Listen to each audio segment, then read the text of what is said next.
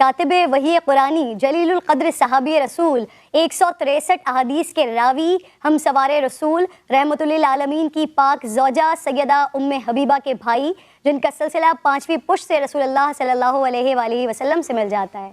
اسلامی تاریخ کے پہلے بحری بیڑے کے سپہ سالار، فاتح شام و قبرص اور 19 سال تک 64,65,000 مربع میل پر حکمرانی کرنے والے، جن کے اوصاف مبارکہ میں اخلاص اور عہد و وفا، علم و فضل اور فقہ و اجتہاد، حسن سلوک، سخاوت، تقریر و خطابت، مہمان نوازی، تحمل و بردباری، غریب پروری، خدمت خلق، اطاعت الہی، خوف الہی، اتباع سنت، تقوی اور پرہیزگاری، عاشق رسول اور عاشق اہل بیت ہیں۔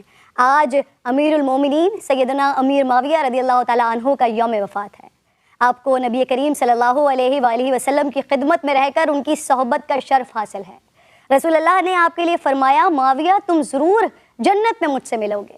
رسول اللہ سے عشق کا یہ عالم تھا کہ آپ کے تراشے ہوئے گیسو اور ناخن مبارک اپنے پاس رکھ لیا کرتے اور وفات سے پہلے وصیت کی کہ یہ تبرکات میری قبر میں میرے ساتھ رکھے جائیں کہ میں نبی پاک کی خوشبو محسوس کر سکوں، اللہ ان تبرکات کے واسطے میری مغفرت فرما دے۔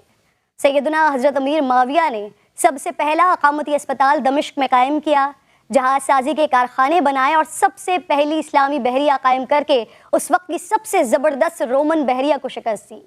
سیدنا حضرت امیر معاویہ کے دور میں ہی سب سے پہلے منجنیق کا استعمال کیا گیا۔ آب پاشی اور آب نوشی کے لیے دور اسلامی میں پہلی نہر کھدوائی، ڈاک کا جدید اور مضبوط نظام قائم کیا، سرکاری احکام پر مہر لگانے اور نقل دفتر میں محفوظ رکھنے کا سسٹم آپ نے بنایا۔